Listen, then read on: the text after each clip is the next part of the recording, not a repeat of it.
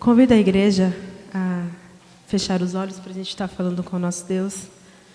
Senhor Deus, obrigado, ó Pai, porque o Senhor nos trouxe na sua casa novamente. É tão bom a gente poder congregar juntos, estarmos unidos com os irmãos e rever os irmãos e poder cantar todo mundo em uma só voz a Ti, ó Deus. Obrigado por este momento, por esse culto, que o Senhor possa estar visitando o coração de cada um que entrou aqui nessa igreja, que a gente possa ser abençoado e a gente possa abençoar os nossos irmãos que estão aqui, ó Deus. E nós só queremos render um culto de louvor e de adoração a Ti. Em nome de Jesus, amém. Vamos nos colocar em pé? Oi? Pode ser? Vamos cantar Eu Te Busco?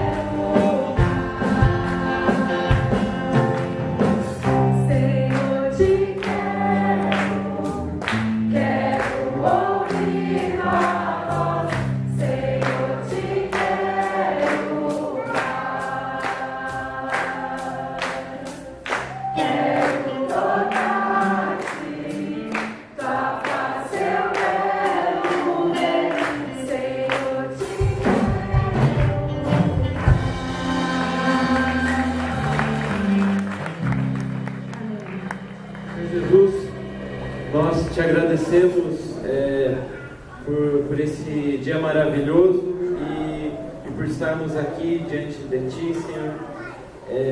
Nós clamamos que o Senhor toque nos nossos corações essa noite, Senhor, que nós possamos aprender um pouco mais de Ti e desfrutar de momentos em comunhão como igreja, em comunhão contigo, ó Deus.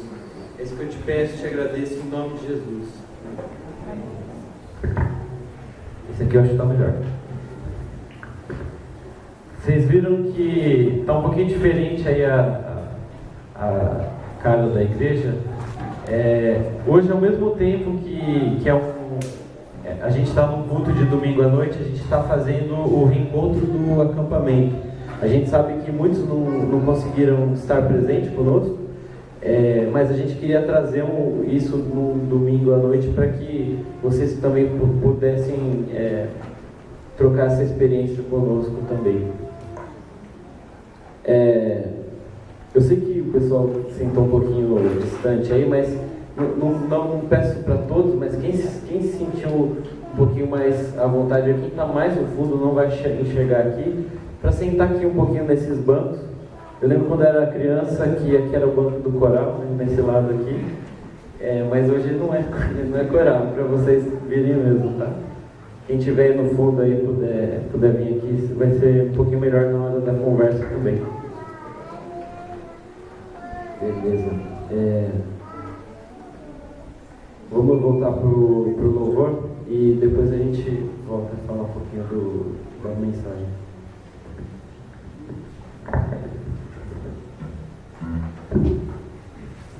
Reina em mim, gente, vamos lá?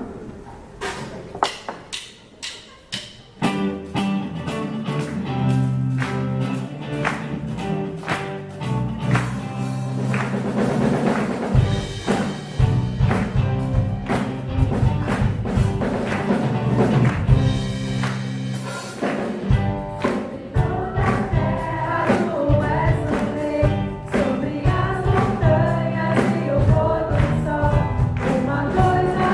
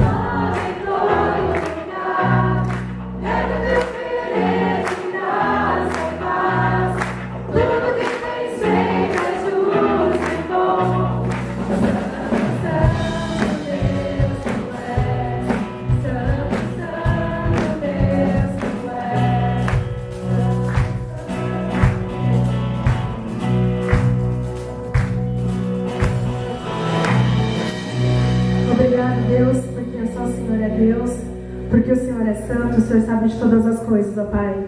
Obrigado, Senhor, nós te adoramos e queremos render louvores ao teu nome, Deus. Ele continua sendo bom, nosso Deus, em todo momento, em todos os dias das nossas vidas, nas dificuldades. Ele continua sendo Deus, Ele continua sendo bom. Ele é que sabe o melhor para as nossas vidas. É Ele, irmãos. É difícil às vezes a gente entender, mas Ele continua sendo bom. Ele é Deus.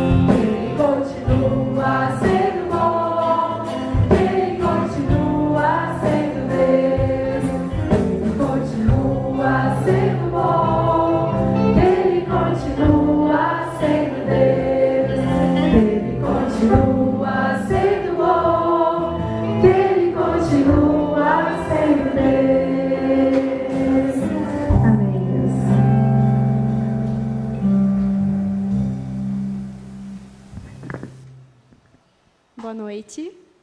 A igreja pode sentar.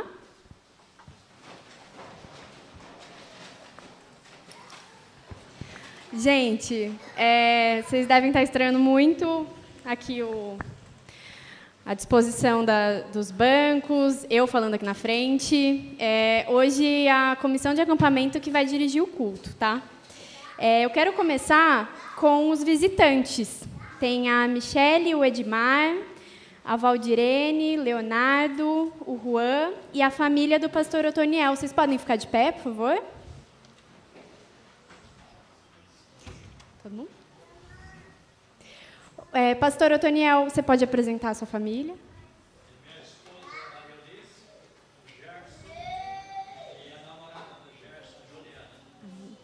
O pessoal que está aí ao redor, por favor, pode cumprimentar. Sejam bem-vindos.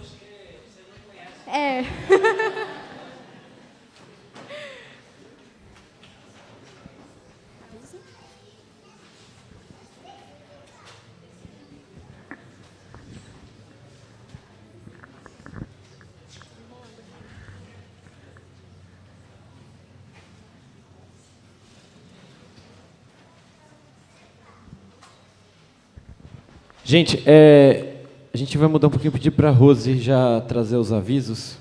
A gente está feliz de ver que todo mundo está aí, a igreja está cheia. E a Rose tem uma informação interessante aqui para falar, e é do tema de missões. Sentar já? Gente, boa noite. Durante o acampamento, um dos nossos preletores foi o pastor Carlos, de Asas de Socorro. Asas de Socorro ela é uma agência missionária interdenominacional. A bem da verdade, ela é uma agência de apoio aos missionários. Eles trabalham com aviões, levando os missionários lá para aqueles lugares que, se eles fossem a pé, se eles fossem de barco, eles demorariam 20 dias, mas com, né, o apoio de Asas de Socorro, eles conseguem chegar em um dia, às vezes em horas, salvando, às vezes, vidas de missionários, vidas de indígenas. E é dessa forma, né, demonstrando o amor de Cristo, que eles têm conseguido chegar em culturas assim, onde seria impossível mesmo o evangelho estar chegando, tá bom? Ali atrás tem os 2 banners, que os irmãos podem estar olhando depois do culto. E ali fora, ali no corredor, vocês vão encontrar uma mesinha, onde tem esse kit aqui, ó. Esse kit, ele é gratuito, nós temos mais de 50 kits, eu creio que um por família, dá tranquilo para você passar ali na saída e pegar, certo? O que tem aqui? Tem explicando melhor o que é Asas de Socorro e um calendário. Esse calendário de 2018 vai ter motivos de oração, textos bíblicos, para você estar lembrando desse ministério no decorrer do ano todo, tá bom? Isso aqui é gratuito, toda a igreja pode pegar. Eu estou sugerindo um por família, mas, de repente, quiser pegar mais que um por família, nós temos mais de 50 kits ali no fundo, tá bom? Esse livro, e agora a Thaís vai ficar brava comigo, você fica em pé, por favor, Thaís. Esse livro, e a Gabi, cadê a Gabi? Esse livro e essas camisetas, igual a da Thaís e da Gabi, eles são comprados, tá? É R$10, tanto o livro como a camiseta. E os irmãos adquirindo o livro ou a camiseta, os irmãos estão abençoando, a bem da verdade, o Ministério de Acampamento, porque nós já abençoamos o Ministério de Asas de Socorro. Nós compramos todo o material deles, né? Essa oferta já foi enviada para o Ministério de Asas de Socorro, e agora, na medida que os irmãos compram, vocês estão nos abençoando aí para a gente repor o nosso caixa aí do acampamento, tá bom? As camisetas são pequenas, a gente só tem Baby Look MG, então é mais para o pessoalzinho aí menor, né? Mas você pode comprar e presentear alguém, nada impede, se não serve para você, você pode comprar e abençoar a vida de alguém, tá bom? Tem mais alguém que tem algum aviso? Não? Paçoca?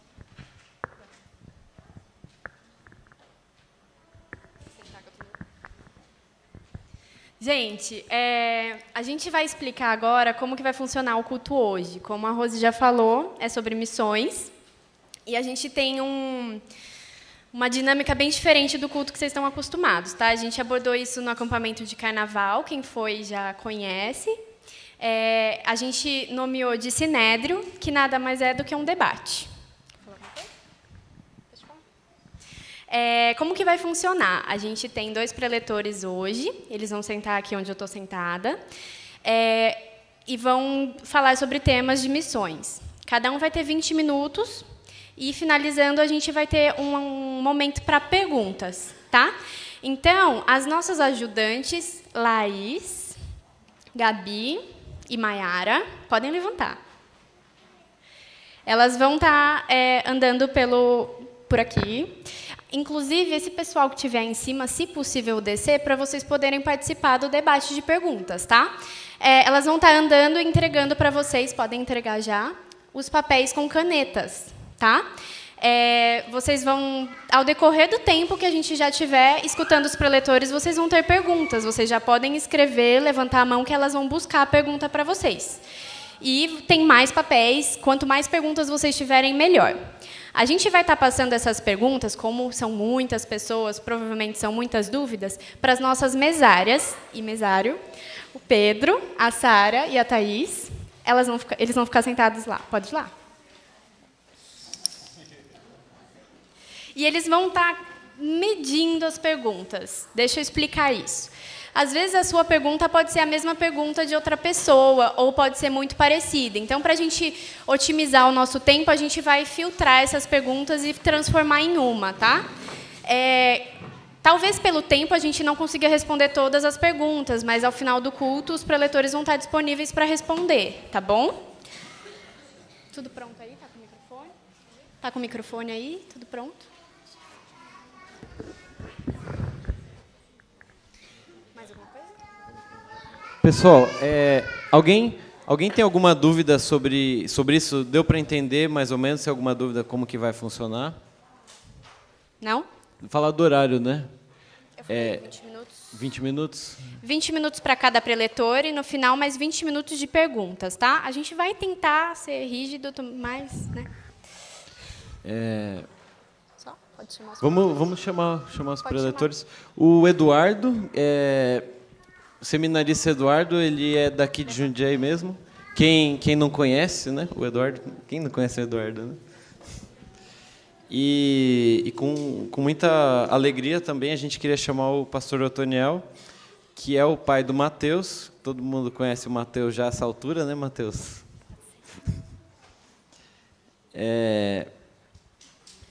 Eles que vão trazer a palavra de Deus para nós, de um jeito um pouquinho diferente, mas a gente acredita que Deus fala aos nossos corações de N maneiras, às vezes através de pessoas, através da palavra dele, e que Deus use a vida de vocês.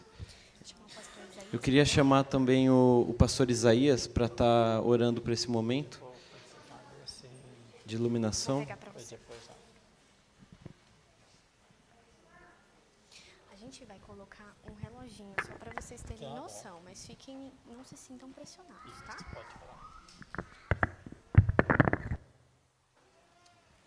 Vamos orar. Pai Santo e querido, na Tua presença, nós aqui estamos reunidos com este propósito que o Senhor mesmo conhece, para isso nos trouxe, que é a adoração a Ti. E rogamos nesta hora tão especial, quando vamos ouvir, meditar, conhecer mais as Tuas revelações, a Tua palavra, nós pedimos, Senhor, que o Teu Espírito, todo conhecedor, que sabe todas as coisas, e que também intercede por nós com gemidos inexprimíveis, que fale profundamente ao coração de cada um de nós. E quando, Pai, dúvidas surgirem, também que Ele nos desperte a questionarmos, a perguntarmos, para que também sejamos instrumentos para o esclarecimento para a vida daqueles que também têm a mesma dúvida. Senhor, abençoa, portanto, neste instante o Teu povo e de uma forma muito especial aqueles que nos conduzirão através da meditação da Tua palavra. Então, nesse instante, nós colocamos a vida do Eduardo, colocamos a vida do reverendo Otoniel diante do Senhor. Estão no Teu altar, escondidos debaixo da Tua cruz, e pela Tua graça se manifestarão em nome de Jesus. Amém. Amém.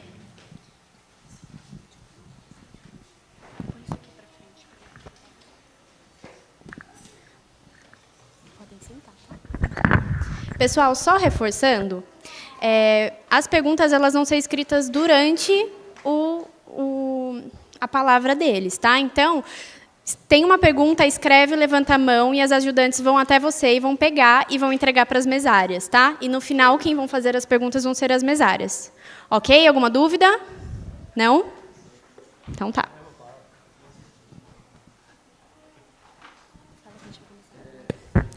Opa. Falar um pouquinho do pastor Otoniel. A gente estava conversando. Além dele ser pai do Mateus, ele é missionário, trabalhou 15 anos com missões e pastoreou por 22 anos. Então é uma baita de uma experiência. Ele também é mestre em missões e estamos muito alegres mais uma vez com a presença do Senhor. Vamos começar com um vídeo que o Eduardo postou. Vai ser o início aí da reflexão do Eduardo.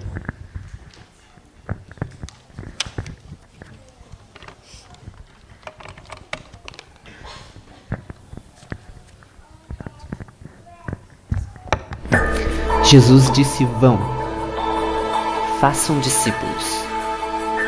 E se ir fosse menos isso e mais isso?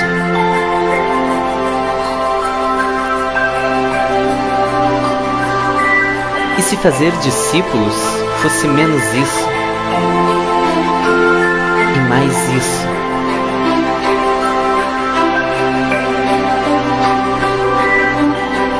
E se fizéssemos menos disto, eventos, programas, reuniões, evitaríamos mais isto? Dívidas, estresse, gastos? Estaríamos mais livres para experimentar o seu amor, para amá-lo, amar os outros, para libertar, ensinar e enviar.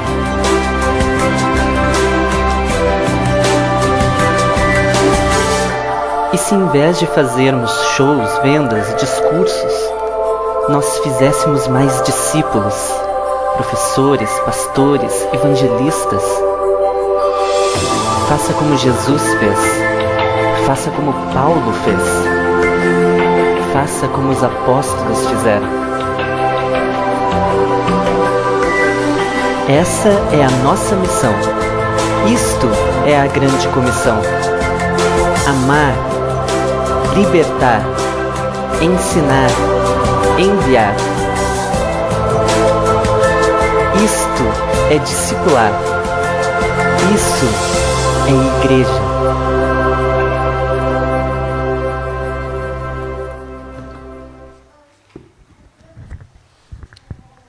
Boa noite, igreja.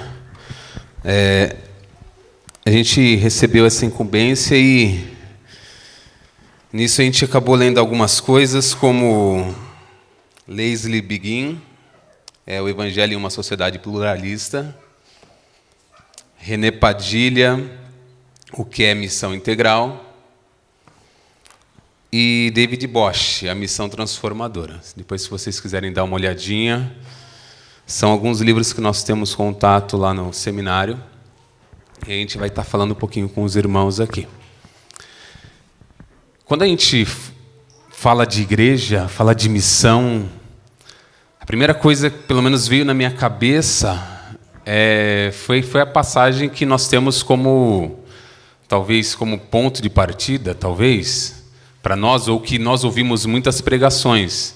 Eu queria convidar vocês a abrirem rapidinho a Bíblia em Mateus 28, 16 a 20, a grande comissão.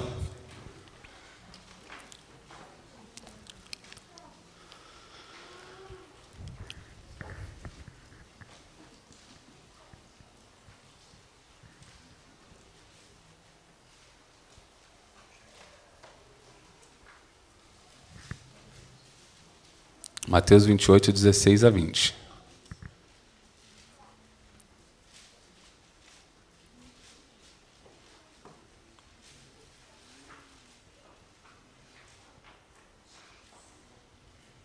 Diz assim a palavra do nosso Deus.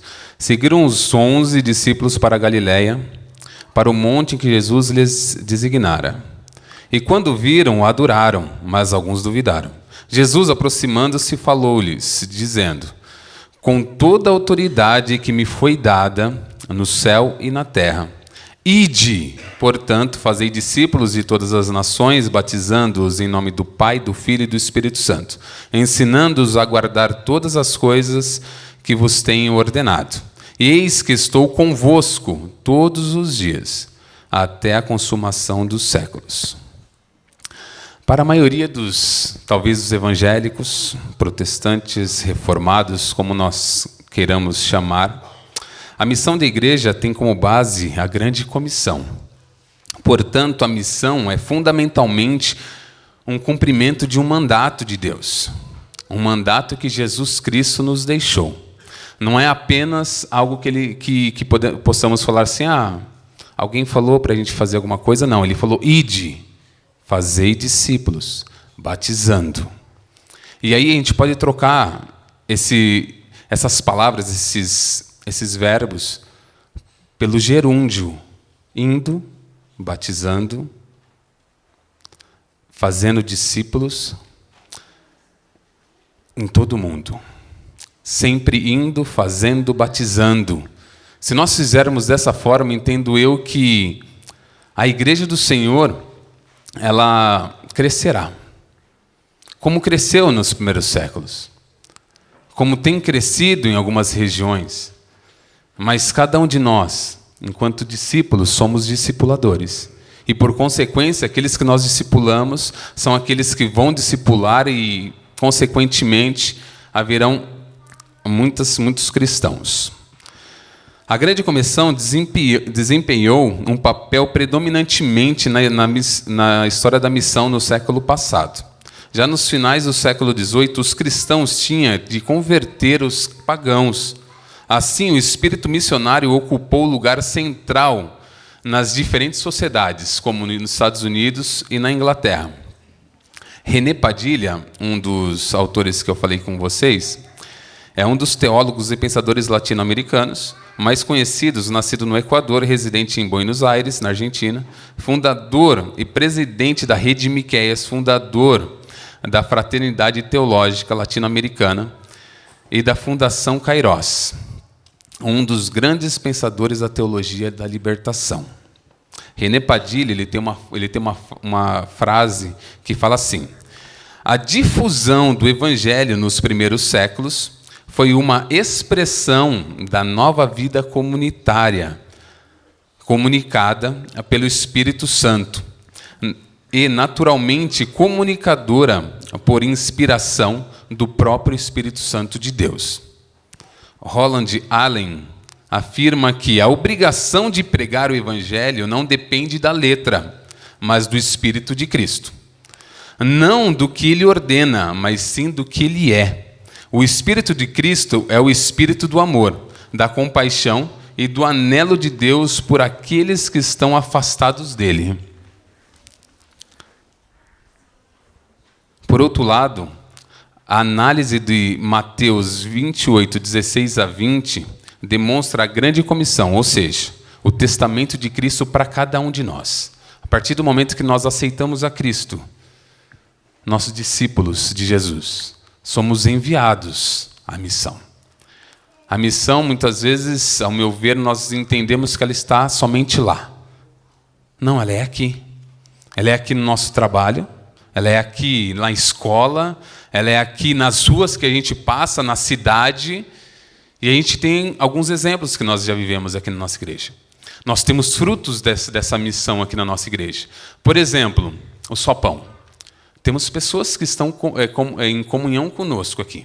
Pessoas que estavam desgarradas, estavam fora, e aí alguns irmãos se reuniram. Alguns cozinharam, alguns oraram, alguns leram a palavra, alguns deram palavras de incentivo e trouxeram essas pessoas pelo Espírito Santo de Deus.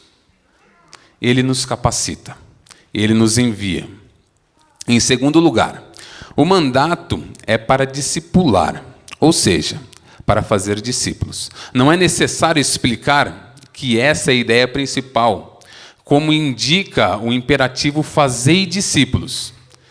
E esse fazer discípulos, ele aparece apenas 4 vezes no Novo Testamento. 3 vezes em Mateus e 1 em Atos. 3 vezes em Mateus, ele está em 13, Mateus 13, 52, Mateus 27, 57, Mateus 28, 19 e Atos 14, 21. Aqui o evangelista quer destacar a centralidade do discipulado, ou o segmento do ministério de Jesus. Jesus largou tudo que ele estava fazendo. E aí, nos 3 anos de ministério, ele começou a chamar algumas pessoas. A gente pode chamar dos 12, depois dos 70, e ele envia essas pessoas para anunciar o Evangelho. A comissão é bem simples. Ela delega a seus apóstolos, e a igreja consiste em fazer discípulos que confessem o Senhor de todo o universo e que vivam à luz dessa confissão. Se nós pegarmos uma pesquisa feita pelo IBGE, o Brasil, nós somos 86,8 cristãos, sendo que 84,6 são católicos e 22,2 evangélicos. Se nós fizermos uma conta rápida aqui, pegarmos cada um de nós, brasileiros, fizéssemos um discípulo, missão, um discípulo, o Brasil todo seria cristão. Por consequência, o mundo todo seria cristão. Então, o que nós temos feito? Queria deixar essa pergunta para os irmãos.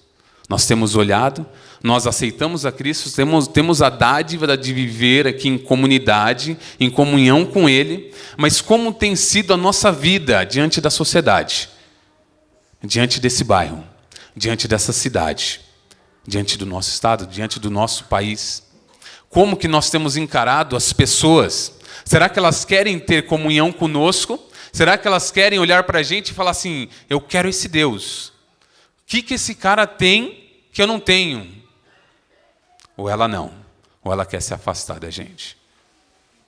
Muitas vezes, pelo nosso jeito de ser, muitas vezes pelo nosso olhar, muitas vezes porque nós destratamos, porque nós somos raça eleita, sacerdócio santo, povo escolhido de Deus. Sim, somos, mas para levar a palavra do nosso Deus. A maneira como tal comissão deve ser levada a cabo é definida pelos 3 gerúndios, indo, batizando e ensinando. Para concluir, a grande comissão não é um mandato evangelístico que fundamenta a ideia de a preocupação central da igreja deve ser a conversão de indivíduos ou o estabelecimento de igrejas, de comunidades. É mais do que isso. É um chamado do Senhor e Ele faz a cada um de nós para nós formarmos homens e mulheres, ou seja, discípulos e discípulas que conheçam o senhorio de Deus. E quando nós olhamos para o senhorio de Deus, nós não podemos esquecer da missão de Deus. Chamada ou conhecida, mas conhecida como a Missio Dei, a missão de Deus. Ele nos envia, Ele nos capacita. Por nós mesmos, nós não conseguimos fazer nada, mas Ele nos envia. Ele nos chama pelo nome, e cada um de nós aqui, se eu abrir aqui, cada um dos irmãos vai falar de uma experiência, de um dia que entrou ou aqui nessa igreja, ou em outra igreja, ou no seu quarto, ou em algum lugar da sua casa, ou em algum lugar que estava, e que teve um encontro. Missão de Deus, usando as pessoas. Que usou uma pessoa que deu uma palavra de incentivo, que usou uma pessoa que falou com ela e falou assim, Jesus ama você. Jesus tem um plano para a sua vida. Jesus tem algo a fazer que você talvez não entenda hoje, mas que lá na frente você vai entender. No século XX, no meio precisamente, houve uma sutil mudança do sentido de entender missão, pois essa interpretação foi muitas vezes compreendida de várias maneiras, podendo ser em termos soteriológicos, que é da doutrina da salvação, tá, de Jesus Cristo, ou em termos culturais. Se nós olharmos para a colonização do Brasil, 1500, vêm os jesuítas. Eles impõem uma religião. Eles não ouvem as pessoas. Nós temos a religião, que é superior à de vocês. No decorrer dos anos, isso vai acontecendo aqui na América e em outras regiões. Porém, isso vai mudando a concepção das pessoas. De uma forma ou de outra, ela foi definida em termos da história da salvação, no qual, no decorrer dos tempos, o mundo se transforma pelo reino de Deus. Em todos os casos, a cristologia, a soterologia e a doutrina da Trindade tem gradualmente sido gradualmente substituída pelas diferentes versões da doutrina da graça. O nosso Deus é um Deus da graça.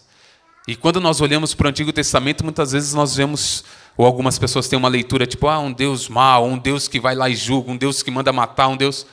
Se nós olharmos com o olhar da graça, em todos os momentos Deus está salvando. Em todos os momentos Deus está falando com o seu povo. É o Deus da graça também no Antigo Testamento. Após a Primeira Guerra Mundial, começou a mudar a visão de missão.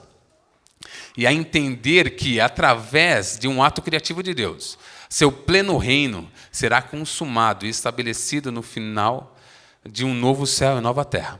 E estamos convictos que unicamente essa atitude escatológica pode impedir que a igreja se secularize até a Primeira Guerra Mundial, o auge do racionalismo humano, o homem, dono da ciência, dono do saber, a educação vai melhorar o ser humano, e aí, de repente, a Primeira Guerra Mundial. De repente, a Segunda Guerra Mundial, e o homem começa a contestar isso.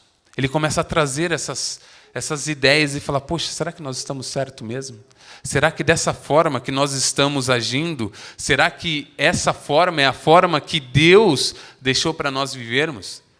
Karl Barth, teólogo, foi o primeiro expoente claro que rompeu com o paradigma iluminista da teologia. Compreendeu-se missão como derivada da própria natureza de Deus. E ele tem uma frase aqui, que fala assim, a doutrina clássica da Missio Dei como Deus, o Pai enviando o Filho, o Deus, o Pai enviando o Filho, enviando o Espírito, foi expandida no sentido de incluir ainda outro movimento. O Pai, o Filho e o Espírito Santo de Deus, enviando a igreja para dentro do mundo. Ou seja, Deus nos envia como testemunhas, como homens e mulheres que falarão do seu amor para as pessoas. Sendo assim, a iniciativa e a vida permanente da missão depende de Deus, que nos capacita, nos envia para a sua obra, pois tudo provém de Deus. Na tentativa de explicarmos a missão, ela é uma atividade da igreja. Mas, acima de tudo, é um atributo de Deus, e Deus é um Deus missionário. Não é a igreja que deve cumprir a missão da salvação do mundo. É a missão do Filho e do Espírito mediante o Pai, que inclui a igreja nessa missão. Compreendemos assim o movimento de Deus em direção ao mundo, e a igreja como instrumento dessa obra, pois se existe igreja é porque existe missão.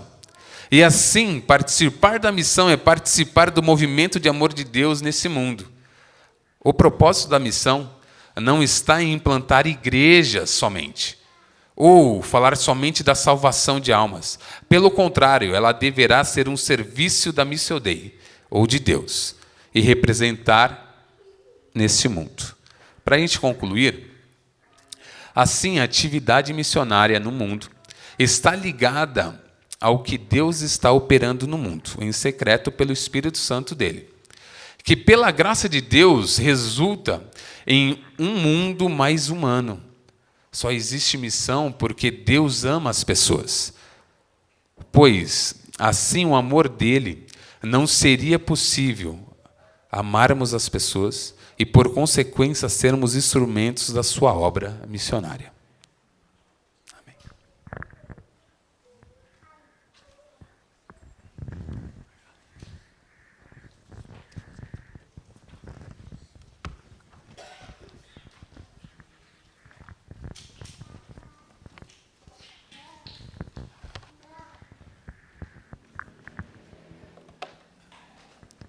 Obrigado pela bondade, deixou 4 minutos para mim. Eu tenho 24 agora, né? Boa noite a todos e a todas. É um privilégio poder estar aqui hoje.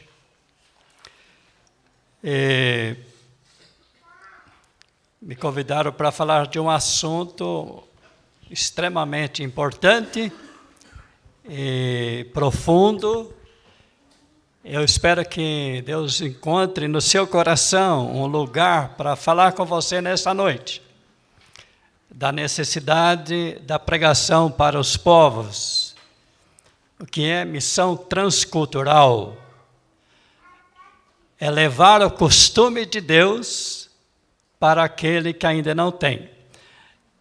Transculturação é quando você chega num lugar e para pregar o Evangelho, você vai precisar se aculturar ali, não eles se aculturarem a você. Quer dizer, você vai precisar se acostumar, vai precisar estar junto com o povo, aprender a língua, aprender os seus costumes, para que eles, no tempo certo, venham a conhecer a sua mensagem. E aprendemos isso, sabe com quem? com o próprio Deus.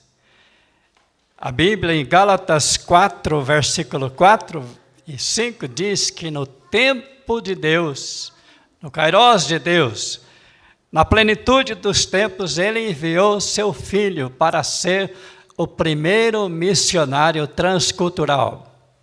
Por quê? Porque Ele deixou a sua cultura celestial, deixou a sua vida no seu lar, junto ao Pai, junto aos anjos, e aceitou o desafio. Missão transcultural sempre é um desafio. Se alguém um dia deseja fazer isso, você saiba que você vai conhecer coisas e lugares tão diferentes daquilo que você imagina. Eu costumo pensar assim, quando com 18 anos eu me decidi para ser um missionário, se fosse passado um filme para mim, olha, vai acontecer isso na sua vida, eu acho que eu ia voltar atrás. Não é? Eu não sei se eu seria homem suficiente, mas graças a Deus que Ele não revelou isso. Né? Ele falou, não, eu não posso falar para você, senão você não vai. Né? Você não vai nem sair da sua casa. Quando eu saí de casa, minha mãe ficou chorando. Dá para cantar até aquela música do Zezé de Camargo, né? Mas nós éramos 10 filhos, hoje somos 9 só. E a minha mãe disse lá na Sociedade de Senhoras da igreja, eu tive que dar o meu dízimo para Deus, não teve jeito. Dei um filho para Ele. É interessante que uma coisa comum a todos os missionários transculturais é que eles deixam o que eles amam para ir por amor a Cristo. Então eles têm um amor maior para fazer isso, porque nós só vamos deixar alguma coisa que nós amamos se nós encontrarmos alguma coisa melhor. E o melhor é Cristo. Por isso nós deixamos os pais. Jesus mesmo falou, se alguém não deixar pai e mãe por amor de mim, não é digno de mim. Não quer dizer que você saia daqui e não volte mais para sua casa, nada disso. É quando Ele faz um chamado específico para cada um de nós, não tem jeito, precisamos fazer isso acontecer. Agora eu quero pincelar rapidamente, porque o nosso tempo aqui não perdoa, 5 aspectos importantes de missão transcultural. Que acontece em todos os povos da terra. Primeira coisa que acontece é que eles todos têm rituais para quando vai chegar uma criança na família. Assim como nós temos. Existe uma expectativa, uma espera diferente de qualquer outra coisa quando vai chegar, especialmente quando o casal está ansioso para que esse filho chegue. Então, todas as culturas, eles têm um ritual para a chegada da criança. Depois tem, como em todas as culturas, tem um outro ritual, que é a passagem da criança para a puberdade. Eles têm rituais. E se der tempo, eu vou falar um pouquinho do ritual que acontecia lá onde nós estávamos. Acho que devo falar logo.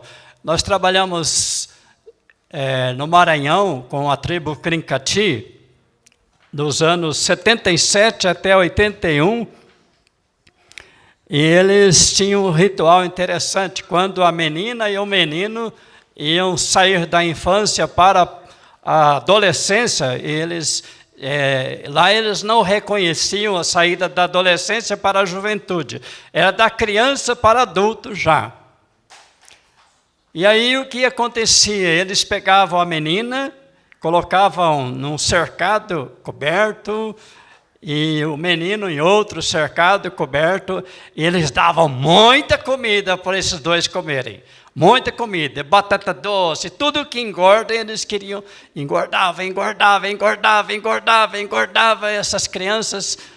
Aí no dia marcado eles colocavam os dois, a menina no ombro de algumas pessoas e o rapaz também no ombro, e eles saíam passeando pela aldeia toda, gritando, agora ele é homem, agora ele é uma mulher, agora ele é homem.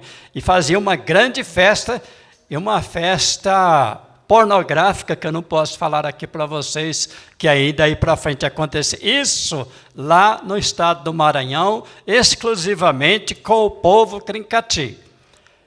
Aí você vai falar, mas eu não sabia que os índios... Você nunca vai saber que os índios fazem assim, porque é uma exclusividade daquele povo. Se você vai em outro grupo de índios no estado do Pará, no Amazonas, ali você vai encontrar outros aspectos diferentes que acontecem em cada ritual. Depois eles têm o ritual do casamento, que todo mundo tem. Quando dois jovens vão se unir em casamento, eles têm os rituais. E depois eles têm os rituais normais da política do trabalho. Todos os povos têm uma política de trabalho. Não é como a nossa, e nem será jamais. Não é? Por isso que nós os taxamos muitas vezes de que não gostam de trabalhar e não sabem trabalhar, mas eles têm a sua maneira de enxergar a vida. Então, transcultural é um pouco complicado, porque você chega lá e vê aquilo tudo diferente, mas não é assim. Você quer mudar e não dá. Você tem que se adaptar a eles para levar uma mensagem que não é para trazê-los à sua cultura, mas para trazer a cultura de Cristo para eles. Um fato importante que todos nós precisamos entender, desde quando eu comecei a estudar missões, é o seguinte: a cultura de Jesus Cristo cabe em todas as culturas da face da terra. Agora, nem todas as culturas cabem em Jesus Cristo, porque ele se acopla ao coração de cada um de uma maneira espetacular. E depois nós temos também os rituais para os mortos e funeral. Então, esses aspectos comuns da vida existem em todos os povos. Mas vamos voltar um pouquinho, eu abri esse parênteses aí para falar.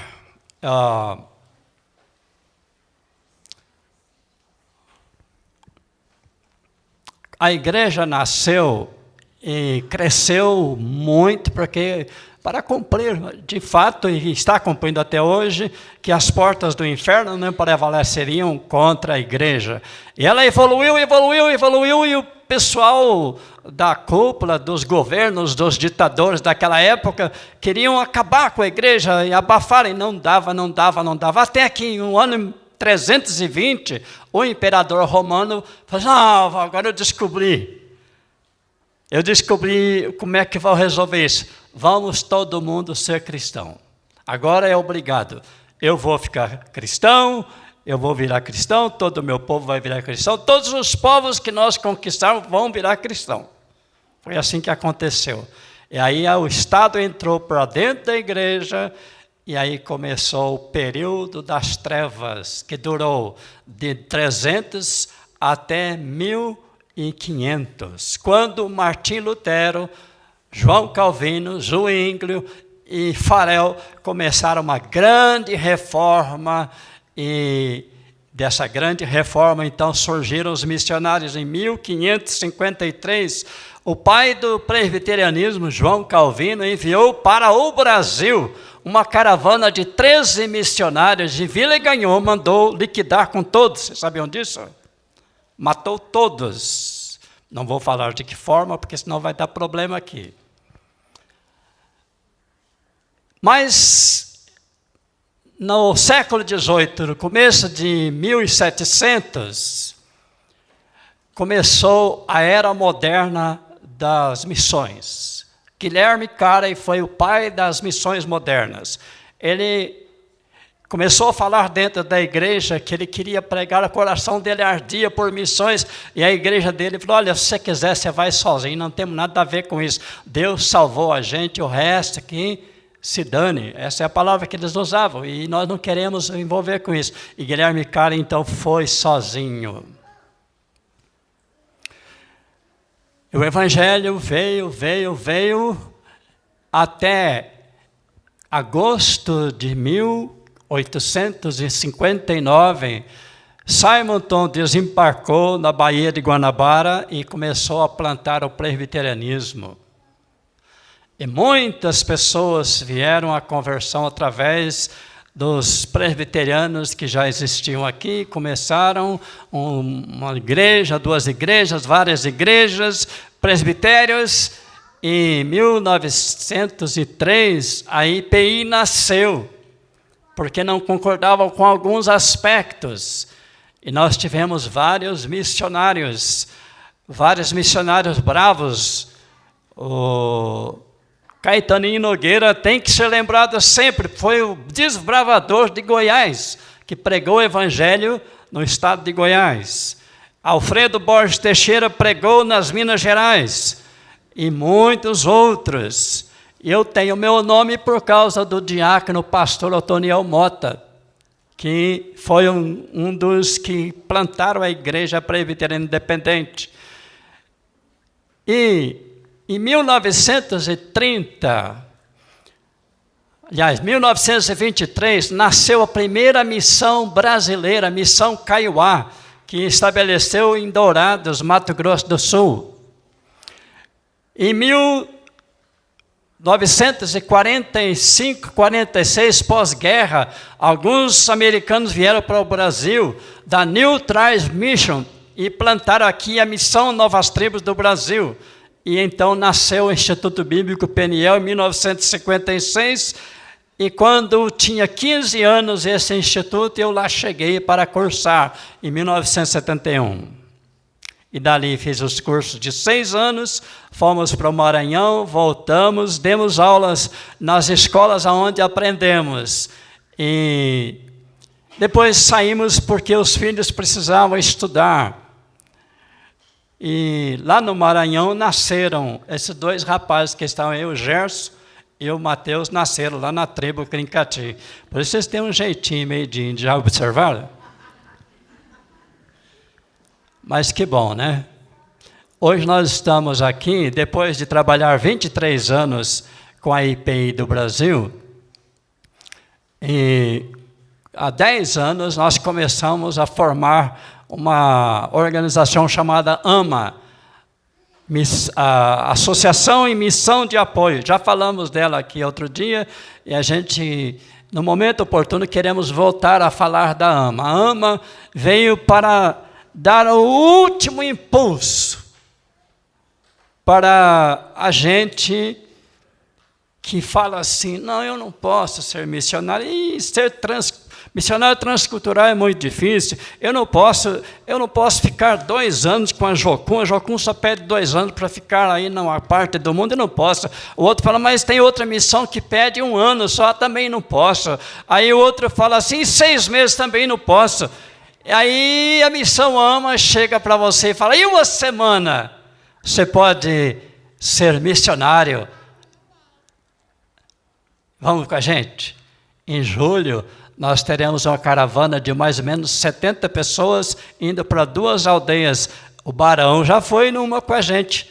E eu acho que ele gostou, porque não falou mal para vocês, falou? Pelo menos eu não vi ninguém chiando. Ah, o Barão falou de vocês lá. Não, o Barão, ele foi um companheirão lá, e ele viu de perto as nossas oficinas, o nosso evangelismo. Eu quero dizer aqui, o meu tempo está acabando. Está acabando? Eu não estou entendendo esse relógio aí. Hã? Tem 5 minutos? Não, mas eu vou acabar logo. Eu tentei achar na Bíblia alguns versículos e eu não encontrei. Por exemplo, Eu nunca vi na Bíblia Deus dizendo para mim se eu queria pregar o Evangelho. Eu nunca vi na Bíblia Deus pedindo para você, vai pregar o Evangelho. Eu nunca vi na Bíblia Deus dizendo, fica com você, já foi salvo mesmo, prega se você quiser. Assim como fizeram com o Carey, Guilherme Carey. A igreja falou para ele, Guilherme, é o seguinte, a liderança da igreja falou para ele, em 1700, se Deus quiser salvar o povo da Índia, Ele vai dar o jeito dele. Quieta aí, rapaz, não esquenta a cabeça, não. Deus é forte, corajoso, todo-poderoso, vai resolver esse problema. Não é você que vai resolver. Falou assim para o Guilherme. Deus nunca pediu. Pediu? O que Deus fala na Bíblia? Aliás, o que um senhor fala para o servo? Ele pede alguma coisa para o servo? O que você acha? Danilo. Como é que ele fala? Vai e faz, meu. E não faz para ver. O que vai acontecer? É assim que Deus disse em Marcos 16:15. O que diz lá? Ele leu. É o que? Eu não ouvi direito? Mas esse id aí é se você quiser? Não. É mandando mesmo. E também Lucas 24:44 diz, e abriu-lhes o entendimento, e lembraram que em nome dele deveria ser pregado o arrependimento. Agora é o seguinte, nós precisamos lembrar que Deus não está pedindo para você pregar, Ele está mandando. Se você e eu somos crentes, nós temos que desocupar o lugar e dizer, eis-me aqui, como Isaías. Isaías não falou, Deus, o Senhor está falando assim que quem há de ir por nós, manda o Joaquim ali, manda o irmão ali, fofinho, está bem gordinho, ele pode ir lá. Os antropófagos vão fazer uma salada boa dele lá. Né? Eu vou alegrar o coração da mulherada aqui agora. Os índios Crincatis, sabe qual a mulher mais linda que existia lá? Eram as mulheres gordas. Mulher feia lá era doente, feia, mulher feia era magra, eles não queriam saber. Hoje aqui para nós o padrão é outro, não é verdade? Mas é interessante que cada povo tem o seu costume, e Deus sabia disso. E Ele sabia que na igreja de Jundiaí, no dia 21, hoje, 25, dia 25 de fevereiro de 2018, Ele ia trazer essa palavra assim, gente, eu vou te dar uma chance. O tempo de você na terra acaba aí no máximo com força até os 80. Depois aí é bengala, você só chega de manhã na casa dos outros, você só vê aquele está estralando o papelzinho de comprimido para todo lado. Né? Todo mundo tomando comprimido para evitar isso, para curar aquilo. É assim. Então eu estou vendo tanto rosto novo aqui. Deus quer contar com você para ir além. Tem missão Novas Tribos, tem missão Asas de Socorro, tem missão Meva, tem missão Jocum, tem missão transcultural de todas as maneiras. Agora, eu encerrando aqui, que já está acabando de verdade, só mais uma coisa. O Brasil hoje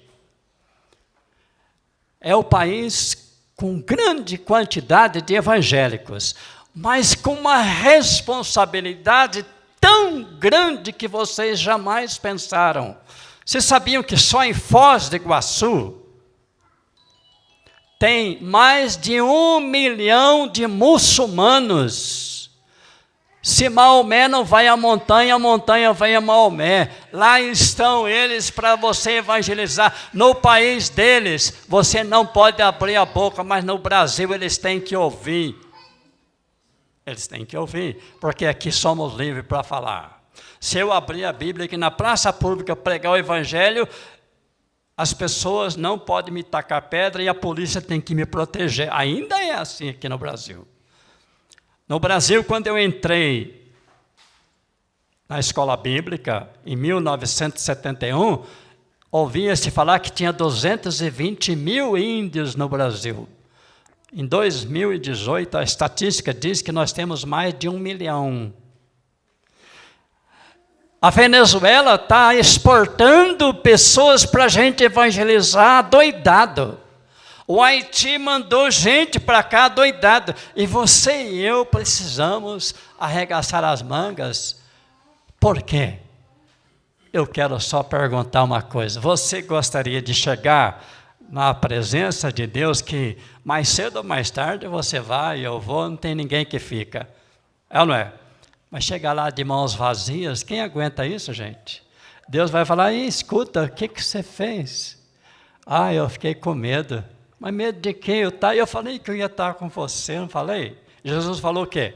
Eis que eu estou convosco. É assim, eu não tenho tempo para contar. Eu falei para a irmã, se a gente for contar tudo aqui, as experiências que nós tivemos lá na aldeia, ficaríamos uns 2 dias. Quem sabe um dia desse Deus nos dá a oportunidade de vir aqui, falar um pouco mais das experiências que tivemos com os índios. Mas missão transcultural é coisa do coração de Deus. E se você está com Deus, você precisa fazer como muitos jovens estão fazendo hoje. Amém?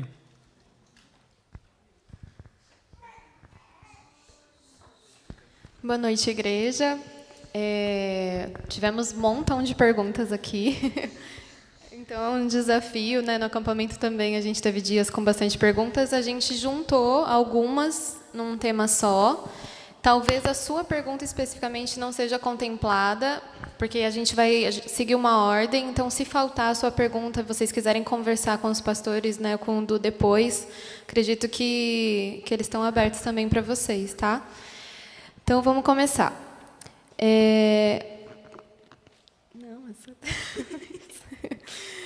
Como o missionário sente o chamado para missões? Qual o próximo passo após eu sentir o coração arder por missões? Para quem quer? Eu não prometo responder tudo, não. Mas para mim, como o missionário sente o chamado, eu creio que Deus está falando com você aí agora. Esse é o chamado. É só você dizer, eis-me aqui. Já chamou. Agora, é o seguinte, a comprovação do chamado é que Deus vai abrindo portas. Primeiro, fale com o seu pastor, fale com o seu conselho. Eu senti no meu coração, hoje à noite, ou domingo à noite, ou um tal dia, ou eu estava lendo um livro do Guilherme Carr, do Hudson Taylor, ou eu estava eu estava orando e Deus falou no meu coração que eu preciso ir levar o Evangelho para qualquer povo na face da terra, seja índio, seja muçulmano, seja quem for. Então o pastor vai começar a orar com você, o Espírito Santo vai confirmar no coração do conselho da igreja. Provavelmente vai dar certo. Se for um conselho igual aquele lá que o Guilherme Carr foi, aí vai dar zica, né? Porque chegou lá, os caras falaram, não, se Deus quiser, Ele vai mandar quem Ele quer, não você. Então, nós não podemos desprezar ninguém.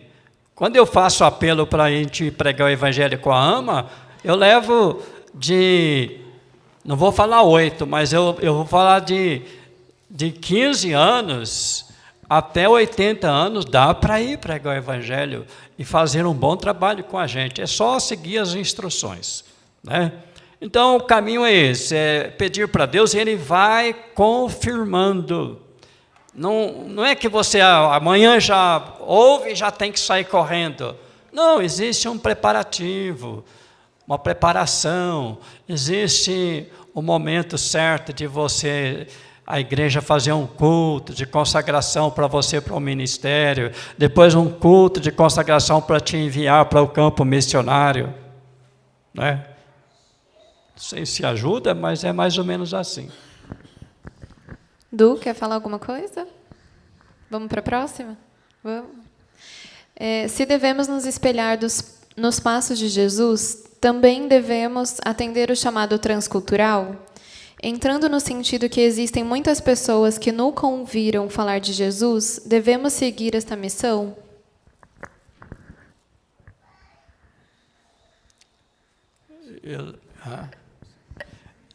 Mas eu não estou entendendo bem o conteúdo que ela quer. Eu acho que as primeiras perguntas eram sobre chamado. Essa é sobre o chamado transcultural, especificamente.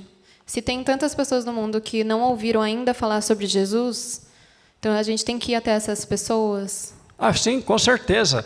Por exemplo, voltando ao João Calvino, há pessoas que dizem que João Calvino era durão e só queria saber de fazer teologia e tal, mas nas escolas dele, como é que ele mandou 13 missionários para o Brasil?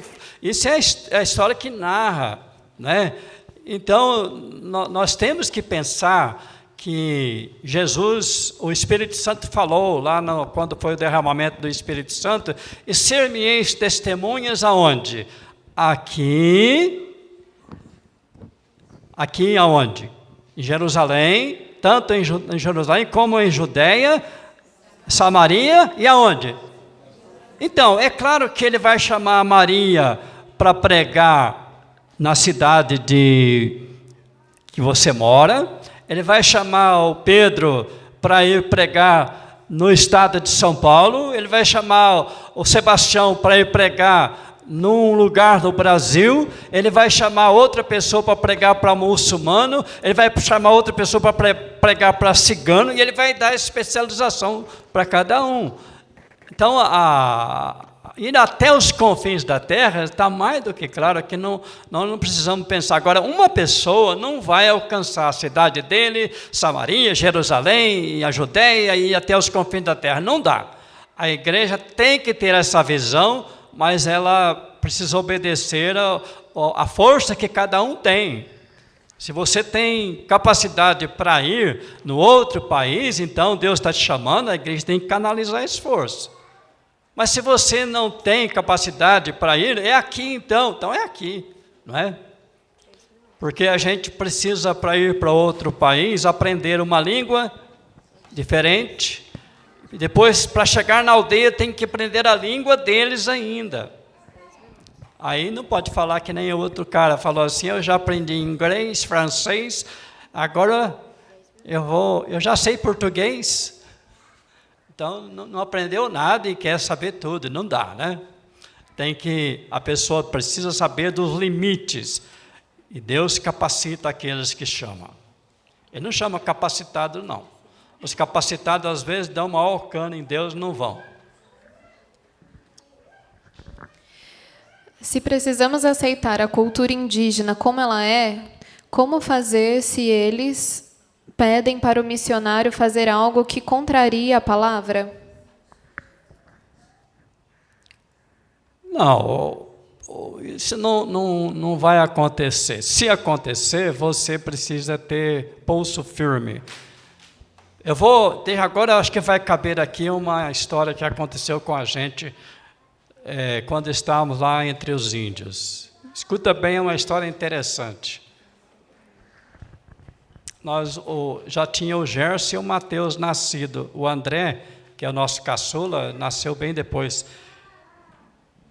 E numa noite daquelas eu saí indo em direção à aldeia, eu ia visitar alguém, encontrei o pai e o filho, dois homens grandes, falaram para mim assim, nós viemos aqui para você ir lá no lugar tal, ele falou o lugar, não me lembro agora, para você buscar a pessoa lá para tirar, curar a pessoa lá, que a avó dela está nela, e precisa curar. Só que ele não falava direito o que era. Era o feiticeiro, eu não sabia. Aí eu falei, no momento de fraqueza, eu falei, se o chefe do posto autorizar e der a gasolina, eu vou lá. Quando eu cheguei em casa, por isso é bom ter uma esposa fiel, ela chegou e falou para mim, o que você vai fazer? Eu falei, olha, eu vou lá levar esses homens para buscar uma pessoa que vai curar a moça. E ela falou, não, você não vai fazer isso. E Deus, como é que vai ficar nessa daí? Naquela hora caiu a ficha. Eu falei, mesmo, o que eu estou fazendo? Que porcaria é essa? Eu falei, então agora você fica aqui orando que eu vou lá falar para eles que eu não vou não. Não vou buscar o feiticeiro não. Aí o rapaz, uma coisa que às vezes acontece no campo missionário, certas experiências que nunca mais acontecem na vida da gente. Eu conto isso só em ocasiões especiais mesmo, porque eu não quero que a pessoa pense que é uma coisa rotina. Não acontece. Literalmente, eu tinha que subir uma rampa assim, para ir lá na casa do índio, e uma força estranha me barrava no peito para eu não ir. E uma força muito mais forte me empurrava para eu ir. Eu fiquei um sanduíche no meio daquelas duas forças. E eu fui. Lembra daquela história das vacas que iam gemendo e deixaram os filhos para buscar as tábuas da lei que estavam no lugar? Você lembra, pastor? E elas foram, parecia que eu estava gemendo e eu subi aquela rampa e fui lá. Primeiro eu tinha que passar lá no chefe do posto. Falei, olha, eu falei para vocês que eu ia, mas não vou mais não. Eu fui orar e Deus disse que não era para eu ir lá buscar feiticeiro nenhum. O que você vai fazer? Eu vou lá falar para eles. Aí eles ficaram com medo deles me matarem. Eles matam mesmo. Aí eles foram atrás de mim. O chefe do posto e outro rapaz foram atrás de mim. Eu fui cheguei numa casa escura, a casa do Urbano. Urbano era o nome do rapaz lá, do chefe da família. E tinha uma moça deitada no chão. E eu cheguei na porta, eu não entrei, porque estava um clima muito pesado. Sozinho, eu tinha a minha Bíblia. E eu falei, olha, eu vim aqui falar para vocês que eu falei que eu ia lá buscar, mas eu não vou mais, porque Deus não me permitiu ir lá buscar esse rezador de vocês aí. Mas se vocês quiserem, eu posso orar. Foi um silêncio.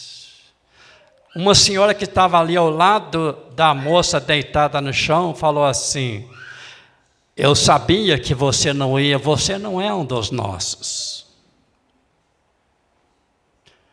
Eu falei, e aí, vocês querem que eu oro? Aí o pai criou coragem e falou, eu quero, pode orar. De lá da porta eu estendi a mão e comecei a orar. Ela estava uns 5 metros longe de mim. Quando eu comecei a orar, ela começou a convulsionar lá. Eu repreendi o espírito imundo. E quando acalmou um pouco, eu dei tchau, fui para casa. E ficamos, eu e a Maria Eunice, a noite inteirinha, sem pregar os olhos. Havia um clima pesado e nós orávamos.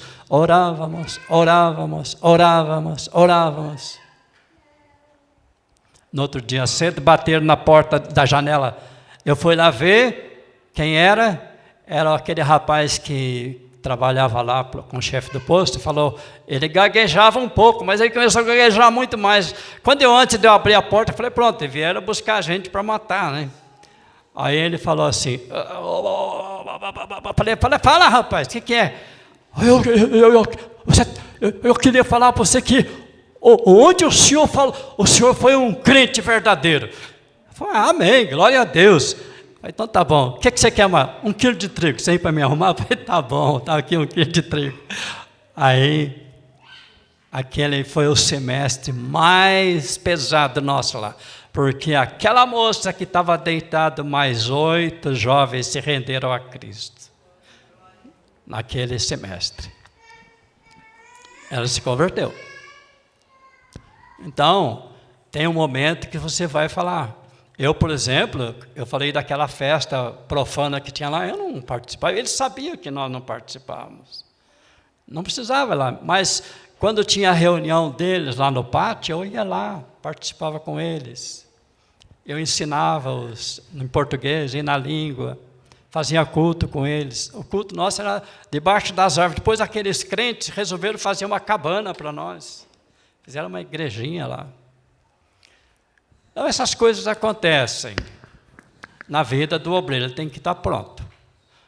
Nós estamos aqui para viver ou para morrer. Se Deus se alegrar em nos levar, então que nos leve. Mas Ele não permitiu, nós não morremos. E muitas coisas aconteceram lá que não dá tempo de contar aqui agora, tudo companheira. Obrigada. Uma pessoa que perguntou, podemos concordar quando dizem que contribuindo estamos fazendo missão? Mas se você estiver contribuindo para missões, está fazendo missão. Agora, não pode ser uma pessoa que fala assim, eu não quero ir, não vou, Deus me chamou, mas eu vou dar dinheiro. Isso não ajuda. Deus não quer o seu dinheiro, Deus é mais rico do que você pensa. Ele é dono de toda a prata e todo o ouro. Ele pode usar o seu dinheiro graciosamente. Ele usa o seu dinheiro. Mas ele não precisa do seu dinheiro. Agora, quando ele toca no seu coração para você doar 20 ou 10 ou isso ou aquilo, você precisa obedecer. Você está contribuindo com missões. E aquilo fará muito bem ao seu coração. A gente tem duas perguntas aqui parecidas, então eu vou fazer as duas. Sabemos que temos que apresentar a graça, mas também precisamos mostrar o juízo. Como fazer isso no mundo humanista que vivemos? E aí uma outra pessoa perguntou, como fazer missões, sendo que todos acreditam em tudo e ao mesmo tempo não acreditam em nada? Fala um pouco você, a primeira parte. Quer falar? Posso falar um pouquinho? Fala. Nossa, beleza. Ele tá tomando porra aqui, né? Só eu que tô... Tá tímido, Dudu? Tô aqui aprendendo, puxa. Rapaz, desde os anos 70 e na missão. Repete para mim, a primeira.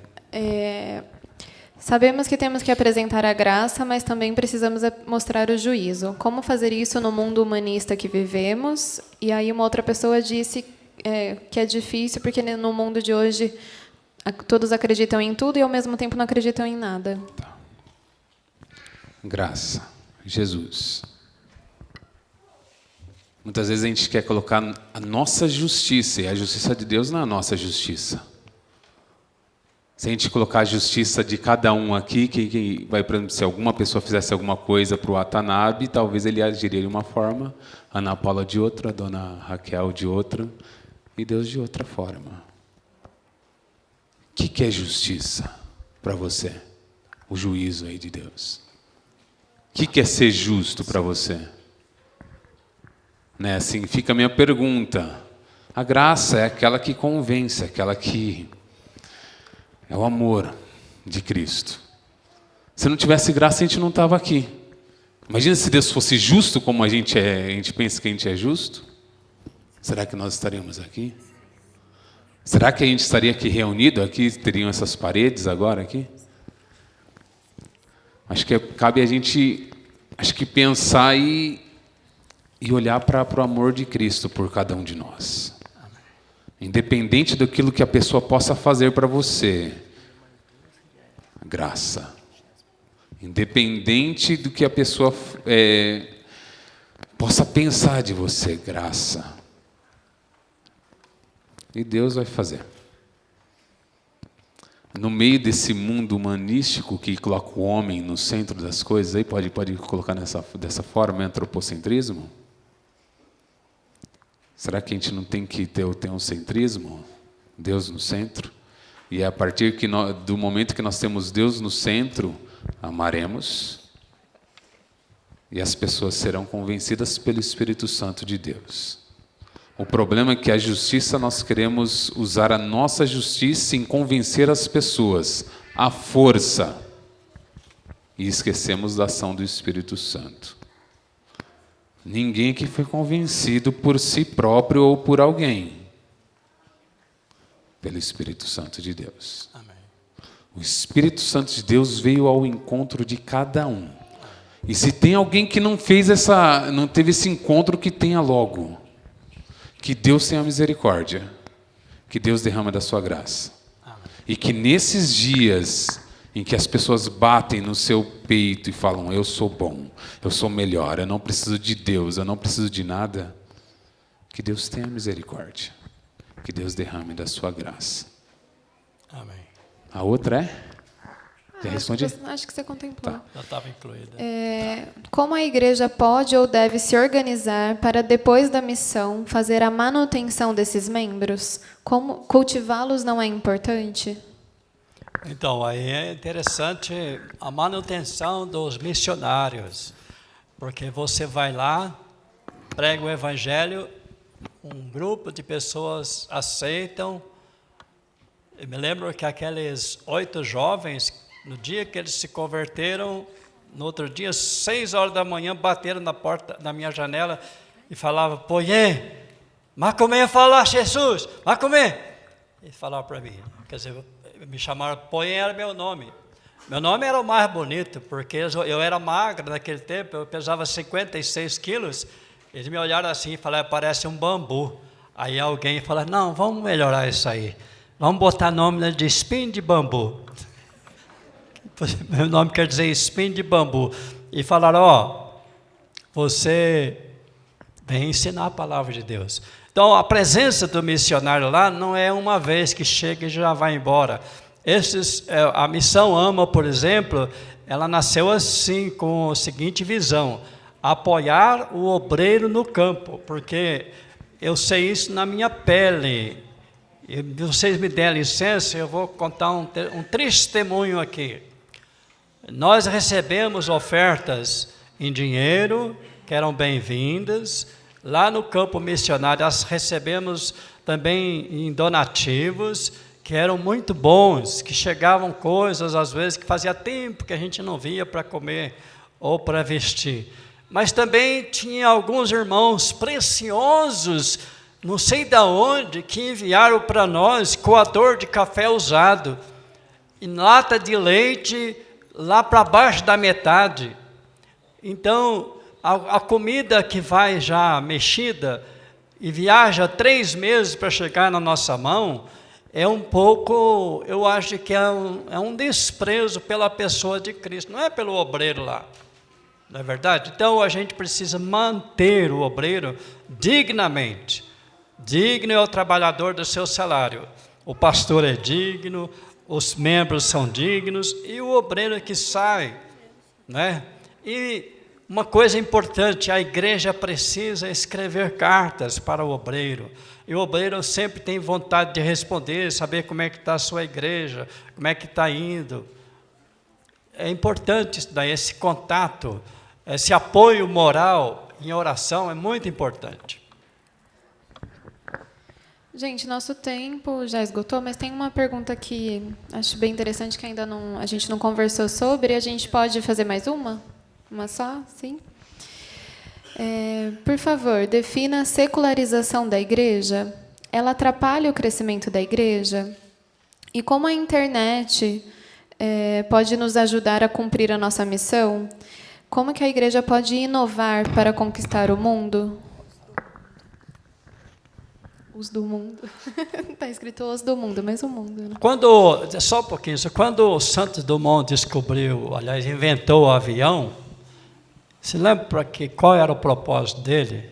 Transporte de benefícios, de mercadorias e pessoas. Depois dizem as más línguas, eu não sei se foi verdade ou não, que ele se suicidou de ver o invento dele sendo usado para destruir pessoas. A internet também, ela pode ser usada para o bem ou para o mal. Eu basicamente queria dizer isso. O que você quer dizer mais? A internet ou os meios de comunicação como o braço da igreja de evangelismo. Nós não podemos esquecer da comunhão aqui que nós temos. Do exemplo da nossa igreja quarta, às quartas, aos domingos pela manhã e aos domingos à noite. A internet, a gente discutiu até isso daí lá no acampamento da igreja, para quê?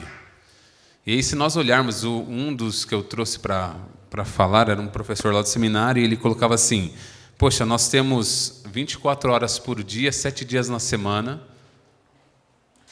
Eu acho que são 164 horas, 168 horas, acho, na semana que dá. Quantas horas nossa igreja fica aberta? 6 horas, no máximo, por semana? Será que nós não poderíamos aproveitar melhor esse tempo e usar, talvez, os meios de comunicação para usar para comunicar o amor de Cristo pelas pessoas? Eu acho que é viável, mas não podemos nos esquecer da comunhão. Não podemos nos esquecer do trabalho que nós temos do envio de Cristo. O que mais? Achei mais uma coisa, não? Não podemos nos esquecer, irmãos. É uma ferramenta ótima. Existem pessoas que assistem, eu assisto muitos cultos, estudos, várias coisas.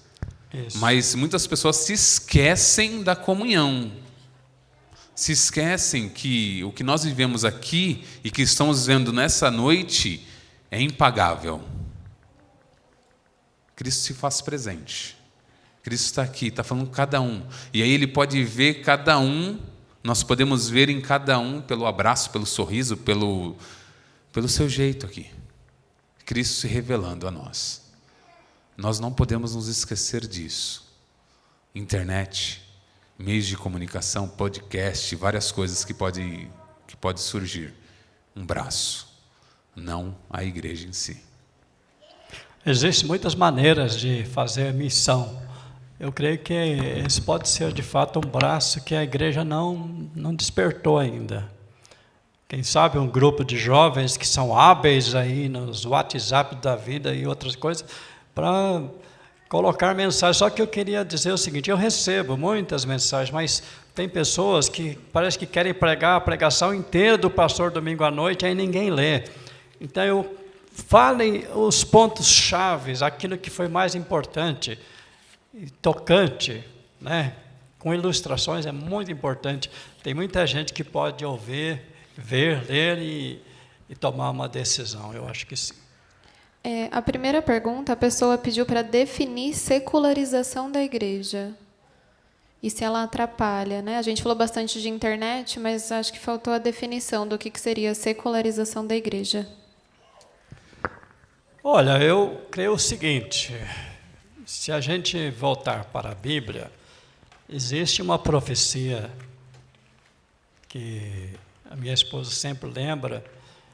Eu acho que a secularização da igreja, ela caminha a passos largos para se cumprir uma profecia.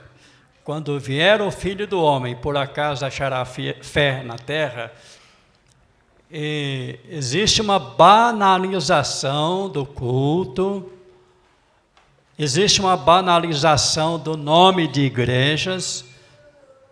Você vê nome de igrejas que não tem nada a ver com o Evangelho. A banalização no sentido de vender a graça de Deus. Isso está entristecendo e muito o coração de Deus. Agora, Deus está aproveitando todas as maneiras. Eu, por exemplo, quando pastoreei a igreja de Cianorte e outras igrejas, para lá, na igreja de Cianorte, vieram pessoas que estavam lendo a Bíblia em outras igrejas que não falamos que eles não são evangélicas. Mas eles leram a Bíblia e contestaram os líderes e falaram: vamos procurar uma igreja que estuda a Bíblia, que procura ler a Bíblia, que procura seguir a Bíblia e obedecer a Deus. Então, eles se firmaram na Igreja Presbiteriana Independente. Então, isso... Outra coisa que a gente ouve, a igreja tradicional, a igreja histórica, numericamente e até geograficamente está diminuindo aqui no Brasil, ela está encolhendo. E eu quero alertar aos irmãos, os muçulmanos vieram para o Brasil não é à toa. E eu vou dizer uma outra coisa que eu não disse ainda para ninguém. Vocês lembram que quando a igreja de Atos dos Apóstolos estava tão bem organizada, tão gostoso viver ali, o que aconteceu? Veio a perseguição. Sabe o que aconteceu com a perseguição? Os crentes saíram para o mundo todo e formaram grupos de crentes e a igreja explodiu com aquela perseguição. Agora está havendo um reverso. Satanás, ele lembrou provavelmente disso, ele está explodindo com os muçulmanos de lá, e eles estão espalhando pelo mundo todo e vindo para o Brasil e colocando mesquita para todo lado. E a igreja aqui que está fazendo?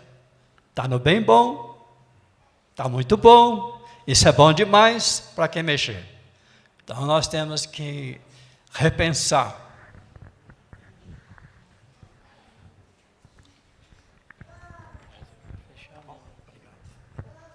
Obrigada para você.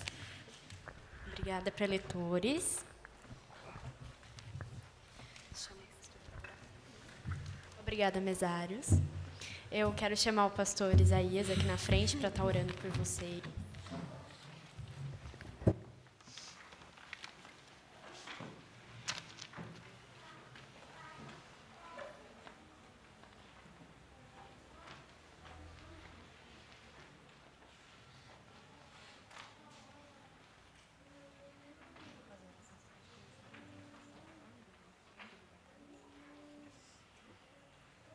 Vamos então, nesse momento, fazer uma oração de gratidão, de consagração do nosso viver e tudo aquilo que ouvimos, que Deus, dessa maneira, trabalhe pelo seu Espírito e a cada um possa conduzir naquilo que deve ser feito, né? Então vamos orar.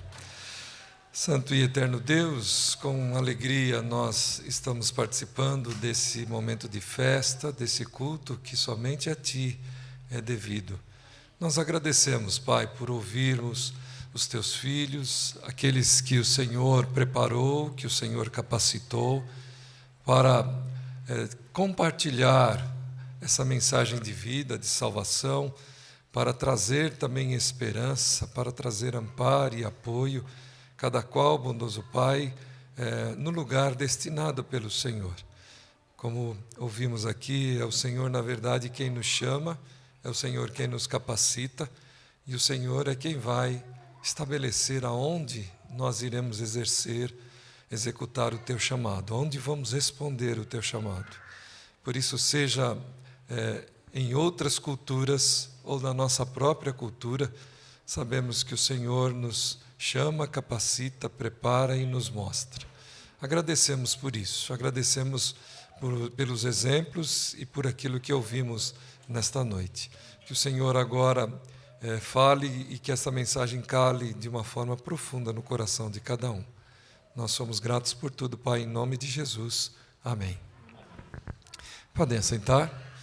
Esse instante do culto será de um valor singular também para a igreja, porque nós estamos recebendo nesta noite a família Thaís e Herbert. Nós queremos convidá-los à frente, toda a família vindo, por favor. E os irmãos verão a razão. Se quiserem vir os convidados especiais que vocês trouxeram juntos, são todos.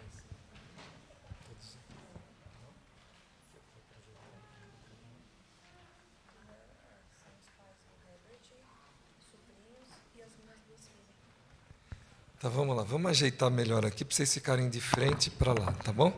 Olha.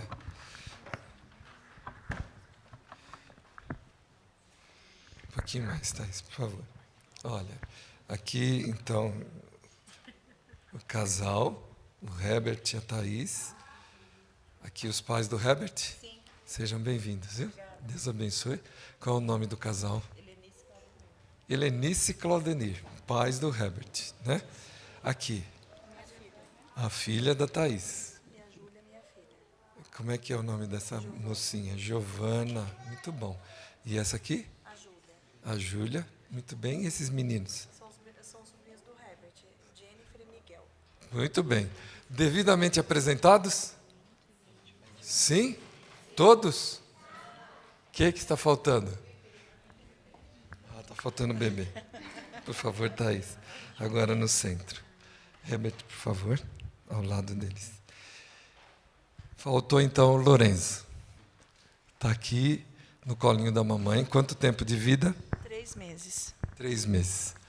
Chegou então para a alegria desta família, para a alegria do casal, para a alegria de todos aqueles que compartilham essa caminhada de vida, de experiência com Deus, e por isso que eles trouxeram o Lourenço aqui. Para a alegria da igreja, nós nos alegramos quando o Senhor nos permite gerar herança de Deus e esperança para todos nós. Sabemos que o mundo está difícil, mas Deus é fiel, e é Ele quem nos prepara e quem nos capacita. Não é isso que ouvimos hoje? E Ele que vai também tomar conta do Lourenço, usando os seus pais, usando a igreja, usando a família e as suas próprias dádivas na vida dele. Então, mesmo que seja um mundo caótico, duro, difícil, não temamos, porque o nosso Deus, no caos, deu ordem, fez vida e do nada fez todas as coisas. Não temamos. Vamos agradecer a Deus por isso? Então eu vou convidar aqui, quem que é o papai, a mamãe que quer vir orar aqui com a Thaís e o Lorenzo e o Herbert. Por favor. Ninguém? Olha só. Ela olhou para trás, está vendo? Ninguém vai, eu vou. Ah, tá vendo o que ela diz? Para dar oportunidade. Então vamos lá com a Marisa. Senhor, nós damos graças a Ti, Senhor, por estarmos recebendo o Enzo aqui no nosso meio, Senhor. Muito obrigada por essa vidinha que o Senhor mandou para esse lar, para alegrar esse lar, Senhor. Nós rendemos glórias a Ti pela vida dele, pelo Herbert, pela Thaís, Senhor. Esteja abençoando grandemente esse lar, conduzindo, Senhor, suprindo cada necessidade, Senhor. Os filhos também, que fazem parte dessa família, Senhor. Que a Tua bênção esteja sobre esse lar, Senhor, sobre a vida do Enzo, e que ele possa crescer conhecendo o Senhor, conhecer a Ti no caminhar da vidinha dele, Senhor, desde cedo. Que os seus pais o conduzam sempre, sejam exemplos, Senhor, ensinem a palavra, e que ele seja um servo Teu. Muito obrigada por essa vida, no nome de Jesus que nós oramos e Te agradecemos. Amém. Amém. Quem orou? O coração de mãe. Graças a Deus, né? A igreja tem essa atividade e a Marisa é uma das condutoras. Ficou nervosa, Marisa? Tá bom. Que assim seja, né? Que o nosso espaço fique cada vez menor. Isso vai ser realmente uma instrumentalidade de Deus nas nossas vidas. Deus abençoe. Obrigado, Herbert e Thaís. Deus abençoe a família. Vocês foram agraciados com a herança de Deus. Tomem conta, hein? Tá bom? Deus abençoe. A foto.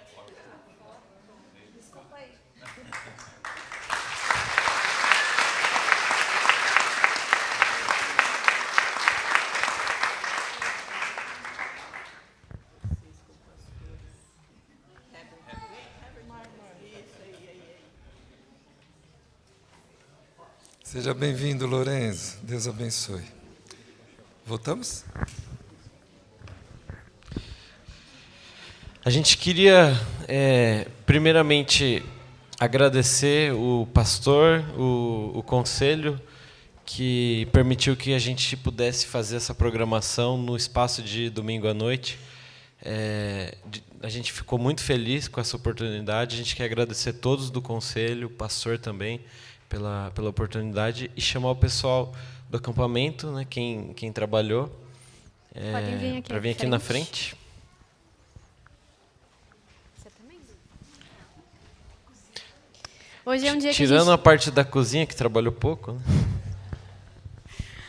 É um dia que a gente está muito feliz, porque a gente finaliza esse projeto do acampamento 2018. Para quem não sabe, a gente trabalhou desde maio do ano passado e a gente vai ter só um mês de descanso para começar o de 2019. Gente, eu sou muito grata a Deus pela igreja que sempre apoia o nosso ministério. E sou muito grata a Deus pela vida de cada uma dessas pessoas aqui, porque sem elas nada teria acontecido, né? Eu falo assim que eles se reportam a mim mais por respeito, né? Mas eles são bênçãos de Deus mesmo, assim. O que vocês viram acontecer aqui nasceu no coração de Deus em primeiro lugar e depois foi nascendo no coração de cada um. Cada um foi contribuindo com alguma coisa. O Mateus, vem aqui também, por favor. Mateus também ajudou muita gente aí no desenvolver desse novo formato aí do acampamento. Narciso, Marisa, por favor, também. E tem um casal também que ajudou muita gente, que não está aqui nesse momento, que é o Flamínio e a Diná. São pessoas que, assim, eu agradeço toda a igreja, eu acredito que todo mundo orou, todo mundo ajudou de alguma forma, mas essas pessoas caminharam com a gente bem de perto, né? Assim, o Mateus, ele é um pastor formado e que hoje está numa outra ocupação, mas que pastoreou muito os nossos jovens, né? O Danilo, que foi o líder aí da equipe do formato que a gente fala, a gente é muito grato a Deus pelas suas orientações, né? E Deus é maravilhoso, né? Hoje pega e traz o pai dele para participar aí com a gente do culto de encerramento desse período. Então, é só agradecer mesmo, gente. E pedir, continue orando por nós, porque, igual a Juliana falou, é um mês de descanso e a gente já começa a organizar o próximo. E sem as orações dos irmãos, a gente não consegue caminhar, tá bom? Alguém quer falar mais alguma coisa? Então, eu vou pedir para que o Narciso, vice-presidente do conselho, né, ore para nós, e daí depois a gente vai estar falando sobre a oferta missionária, é isso?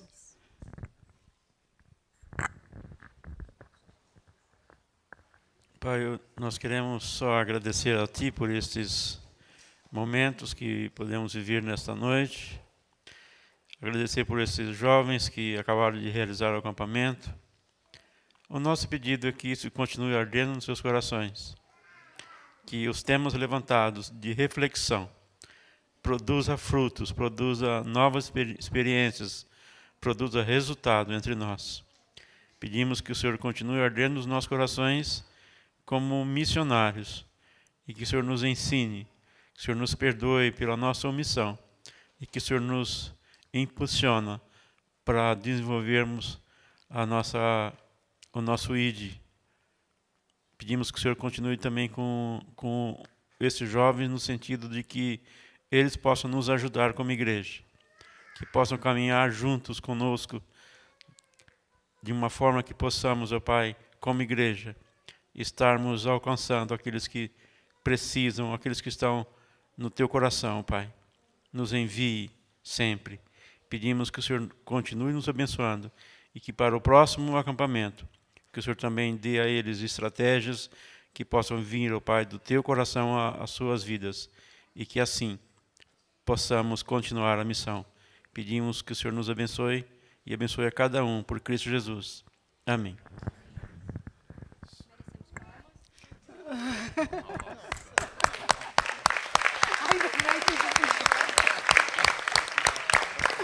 Obrigada, gente. Rose, agora é o momento de oferta, né? Chamar o Ministério de Louvor para fazer essa última música. E já chamar o pastor Isaías também para trazer a bênção.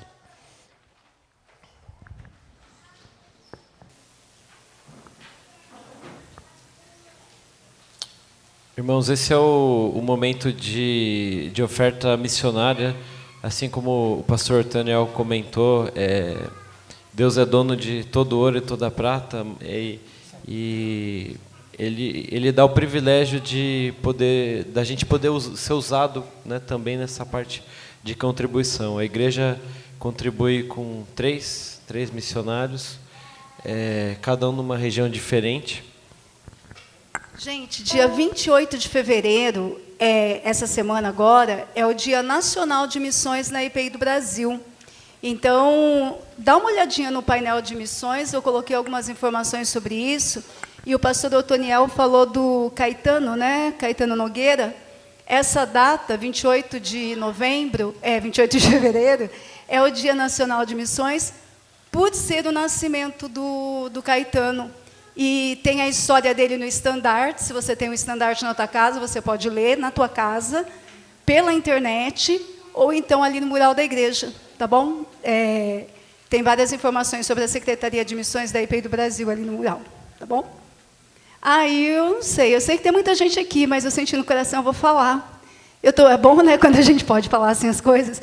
Eu estou muito feliz mesmo, em particular, de ver o João e a Petra aqui com a gente. Que Deus abençoe muito a vida de vocês. Nós amamos muito, tá bom?